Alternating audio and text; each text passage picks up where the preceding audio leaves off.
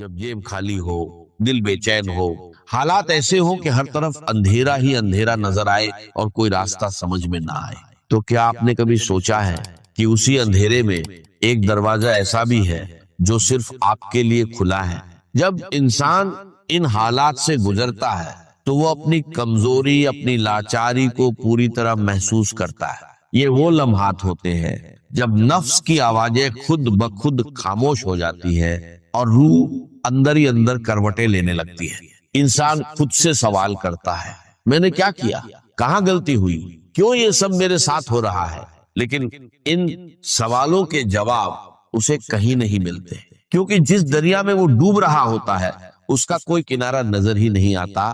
ایسے وقت میں اصلیت سامنے آتی ہے، دوست پہچانے جاتے ہیں، رشتے پرکھے جاتے ہیں اور دنیا کی بے رحمی کھل کر سامنے آ جاتی ہے۔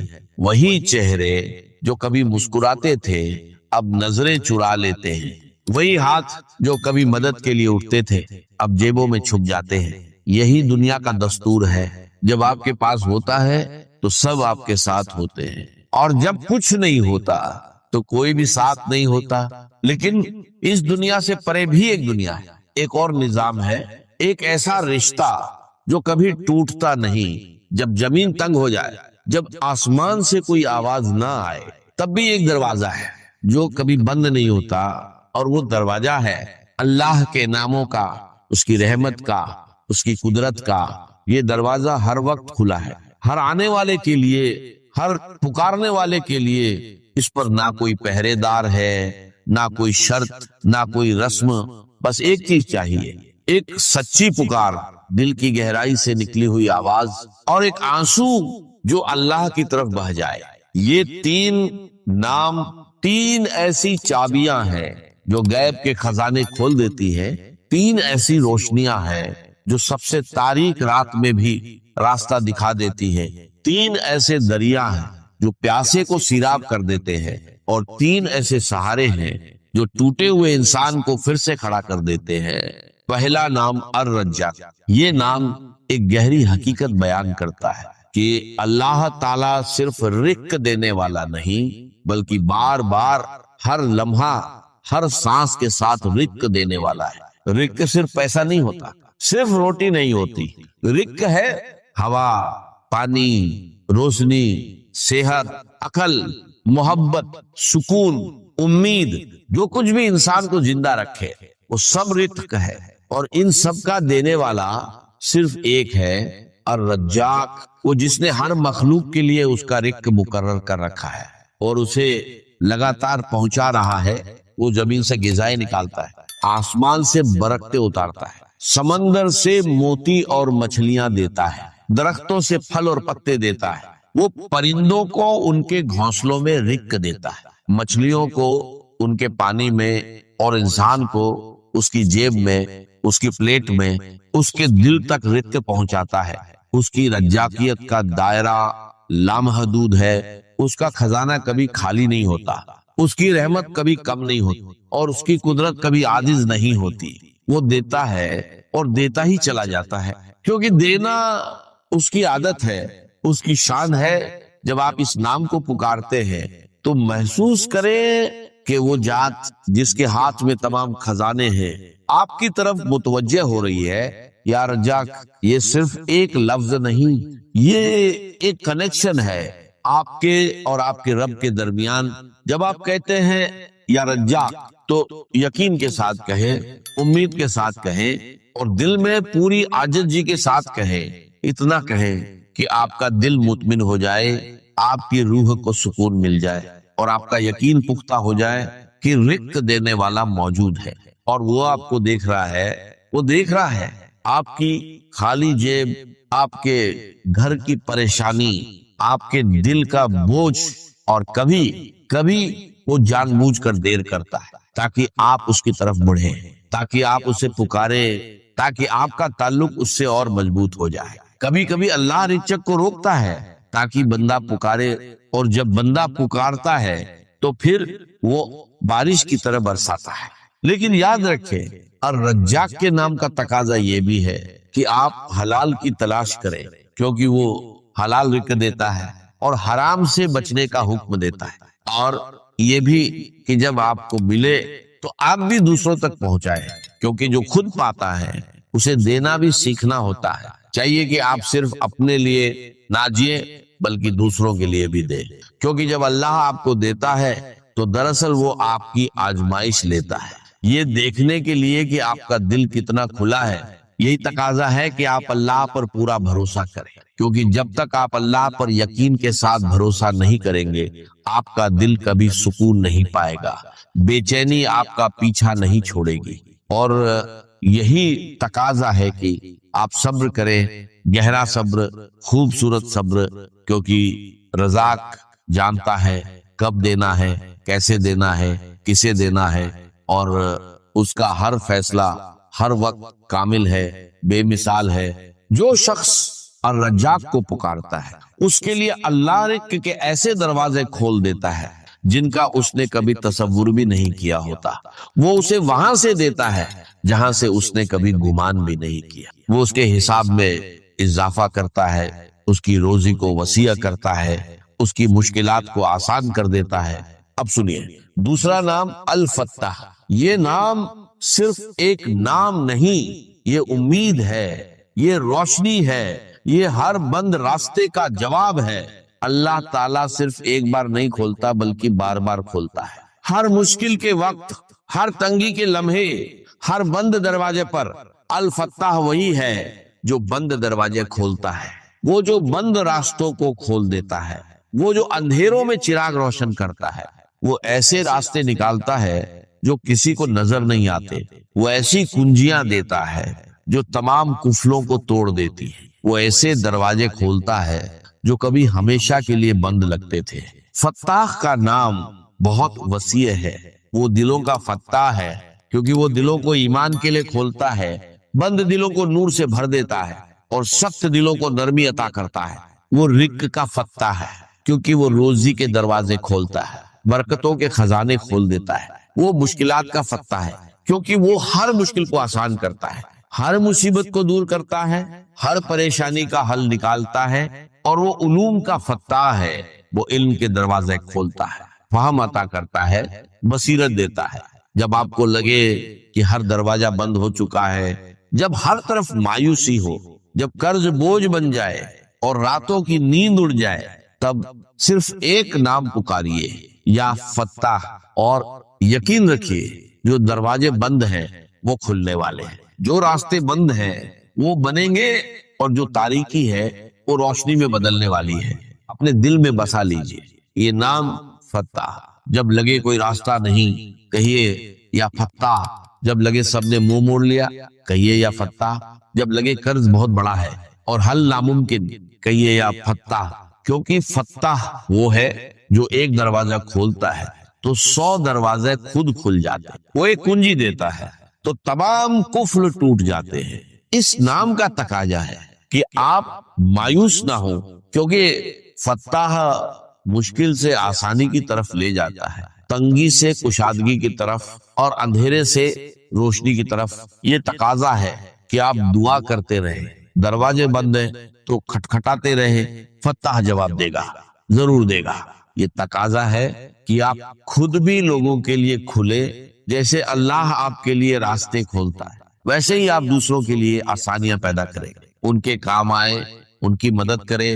اور یہ بھی سمجھ لیجئے کہ فتاح نئے راستے دیتا ہے، نئے موقع دیتا ہے، آپ کو صرف انہیں پہچاننا ہے۔ جو شخص الفتاح کو پکارتا ہے، اللہ اس کے لیے سب سے مشکل حالات میں بھی راستہ نکال دیتا ہے، اسے اندھیرے سے روشنی کی طرف لے جاتا ہے، بند دروازے کھول دیتا ہے، اور ایسے موقع دیتا ہے جن کا اس نے کبھی خواب بھی نہیں دیکھا ہوتا۔ اب تیسرا نام الغنی۔ یہ نام ہمیں بتاتا ہے کہ اللہ تعالی ہر طرح سے بے نیاز ہے، اسے کسی کی ضرورت نہیں، اور پوری مخلوق اس کی محتاج ہے۔ وہ اپنی ذات میں غنی ہے، اپنی صفات میں غنی ہے، اپنی قدرت میں غنی ہے، اور اپنی رحمت میں غنی ہے۔ الغنی وہ ہے جو خود کسی کا محتاج نہیں، لیکن ہر محتاج کی ضرورت پوری کرتا ہے۔ وہ اتنا دیتا ہے کہ کوئی اسے خالی نہیں کر سکتا، اور اتنا دیتا ہے کہ اس کے خزانے کبھی کم نہیں ہوتے، اس کا خزانہ کبھی کم نہیں ہوتا۔ الغنی کا نام کئی معنوں میں بہت گہرا ہے۔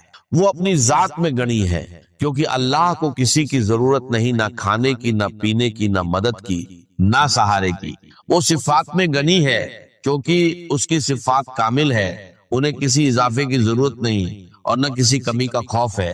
وہ رحمت میں غنی ہے، کیونکہ اس کی رحمت وسیع ہے، اس کا عطا کرنا لا محدود ہے اور اس کا بخشنا بے پایا ہے۔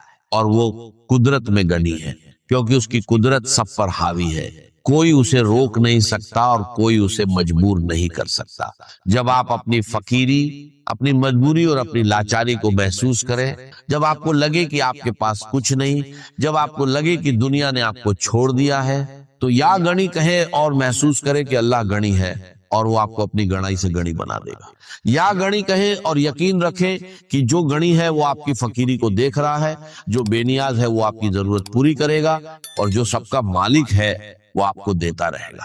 الغنی کے نام کا تقاضا ہے کہ آپ اللہ سے بے نیاز نہ ہو، کیونکہ اگر آپ اللہ سے بے نیاز ہو گئے تو آپ حقیقی طور پر فقیر ہو جائیں گے۔ یہ تقاضا ہے کہ آپ لوگوں سے بے نیاز رہیں، اپنی حاجتیں لوگوں کے سامنے نہ رکھیں بلکہ اللہ کے سامنے رکھیں، کیونکہ لوگ فقیر ہیں اور اللہ غنی ہے۔ یہ تقاضا ہے کہ آپ شکر گزار بنیں، جو آپ کو ملا ہے اس پر شکر کریں، کیونکہ شکر برکت لاتا ہے اور ناشکری محرومی لاتی ہے۔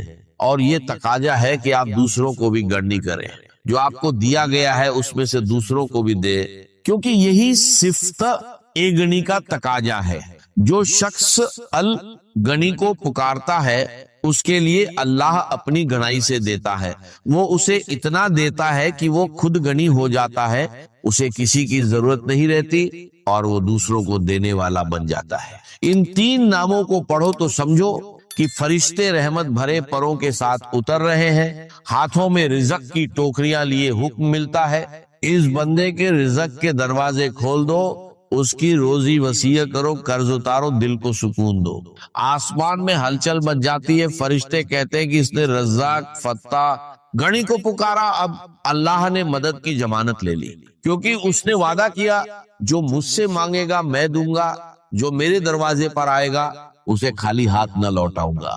یہ تین نام غریبوں کا وہ خزانہ ہے جسے کوئی چھین نہیں سکتا، محتاجوں کا وہ سہارا ہے جو کبھی ٹوٹتا نہیں، اور مجبوروں کی وہ ڈھال ہے جو ہر حملے کو روک لیتی ہے۔ یہ صرف الفاظ نہیں بلکہ اللہ کی صفات ہیں، اس کی رحمت کے دروازے ہیں۔ جب آپ انہیں پکارتے ہیں تو آپ خود اللہ کو پکارتے ہیں اور وہ اپنی برکت، رحمت اور محبت آپ پر برساتا ہے۔ یہ جادو نہیں بلکہ روحانی حقیقت ہے۔ جو اللہ کو پکارتا ہے اللہ اسے جواب دیتا ہے۔ اگر تو دنیا کی زندگی میں گم ہو گئے، جیسے کہ اقبال نے کہا ہے کہ کافر کی یہ پہچان کے آفاق میں گم ہے، اور مومن کی یہ پہچان کے گم اس میں ہے آفاق۔ دنیا میں رہو طالب دنیا نہ بنو، طالب عقبہ، طالب آخرہ۔ دنیا میں رہو، برتو، استعمال کرو، تمہارے لیے پیدا کیا گیا، بھائی برتو، متاع ہے، برتنے کی شے ہے۔ ہاں، حلال اور حرام کی پابندیاں سامنے رکھو، باقی برتو۔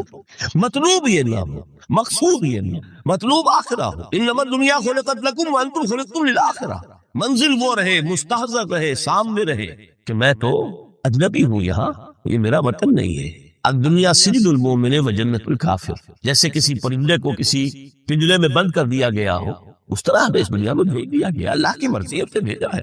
جب تک وہ چاہتا رہے گا یہاں، لیکن ہمارا دل یہاں نہیں لگے گا۔ بازار سے گزرا ہوں، خریدار نہیں ہوں، طالب دنیا، تب تو یہ کوئی دھوکے کا سودا نہیں، پتن نہیں، بالکل نہیں۔ انہوں نے خود فرمایا مجھے تمہاری دنیا میں سے فلاں فلاں چیزیں بہت پسند ہیں، اس قدر ریئلسٹک ہیں۔ آپ نے عورتوں کے بارے میں فرمایا مجھے اس دنیا سے پسند ہے عورت۔ کوئی تصنع اور کوئی بھی تکلف اور کوئی خلاف فطرت بات نہیں کی محمد رسول اللہ صلی اللہ علیہ وسلم۔ آنکھوں کے جنگل میری نماز میں ہے، مجھے خوشبو پسند ہے، عورت کی طرف بھی آپ کا رجحان تھا۔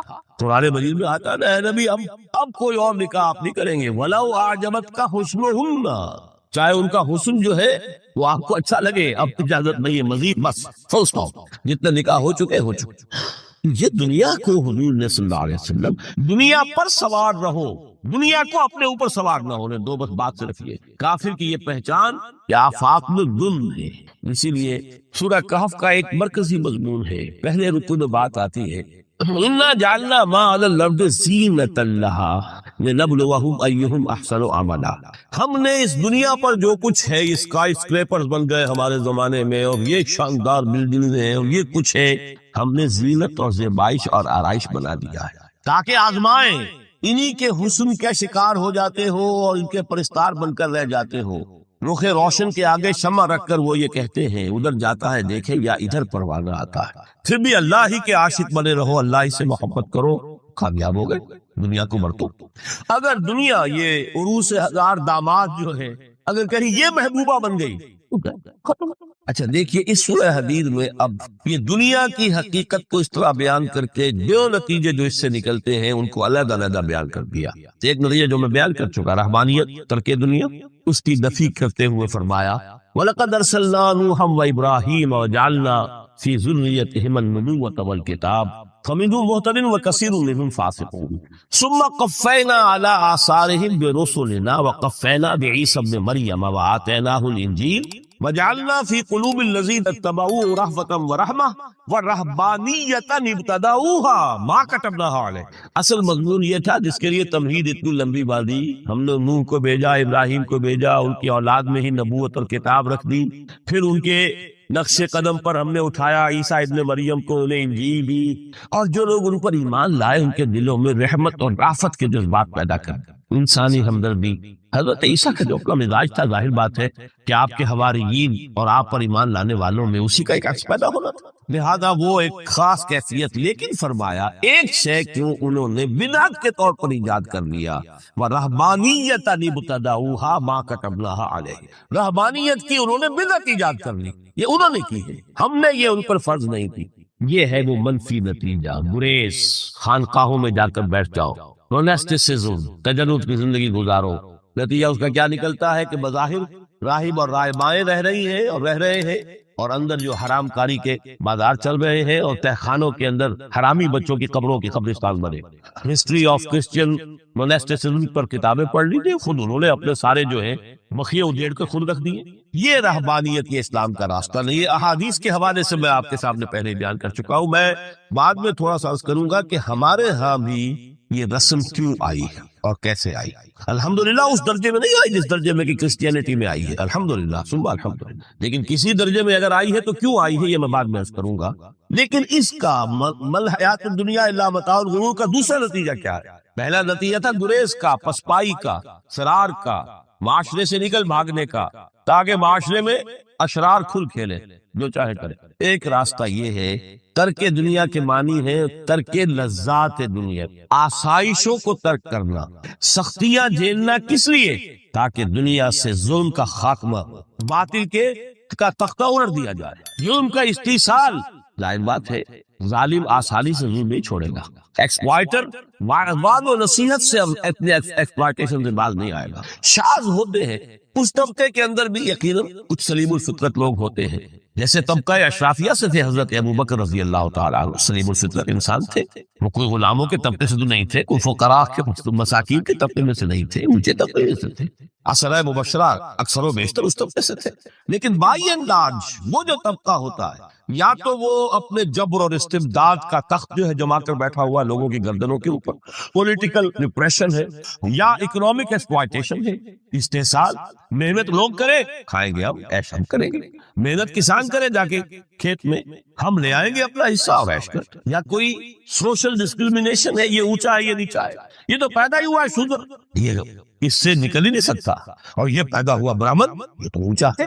اس تینوں قسم کے ظلم، اس کا خاتمہ کرنا، اس کے لیے جدوجہد کی ضرورت، جہاد کی ضرورت، قتال کی ضرورت ہے، اور جہاد و قتال آپ نہیں کر سکتے جب تک کہ لذات دنیاوی سے کنارہ کشی نہ کریں، جب تک کہ اپنی بیلٹ کو ٹائٹ نہ کریں، جب تک کہ اپنی ضروریات زندگی کو کم نہ کریں۔ ضروریات زندگی کم کریں گے تو تفریغ الاوقات ہوگا، جو تبلیغی بھائیوں کی اصطلاح ہے بہت اہم، اپنے وقت کو فارغ کر سکیں گے۔ اس وقت کو فارغ کریں گے تو پھر وہ جد و جہد، وہ محنت، وہ جہاد، اس کے لیے آپ کے پاس وقت ہوگا، اس کو آپ لگا سکیں گے۔ پھر اس میں جب سخت سے سخت منزلیں آئیں گی تو اس میں میدان میں مقابلہ بھی ہوگا، جان کی بازی بھی کھیلنی پڑے گی، اس میں قید و بند کا وقت بھی آ سکتا ہے۔ 3 برس تک اگر محمد عربی صلی اللہ علیہ وسلم پورے خاندان بنی ہاشم کے ساتھ بدترین اسیری سمجھ لیجئے شیب بنی ہاشم میں جو رہے، یہاں تو اسیروں کو آپ راشن تو دیتے، کھانا تو دیتے، وہاں تو اصل جو ہے وہ تو دونوں طرف سے گھاٹی کا منہ بند کر دیا گیا تھا، سیل تھی کہ کوئی شے جو ہے وہ جانے نہ پائے گا۔ 3 برس، جس میں کہ وہ وقت بھی آیا ہے کہ سوکھے ہوئے چمڑے ابال کر ان کا پانی جو ہے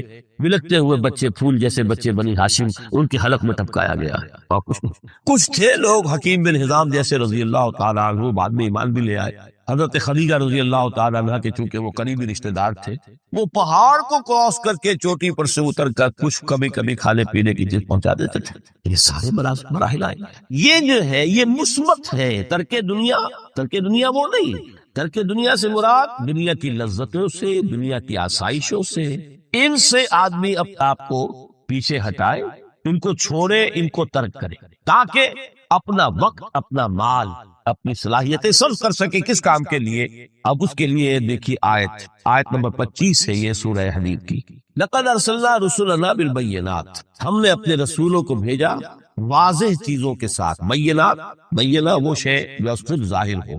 آفتاب آمد، دلیل آفتاب۔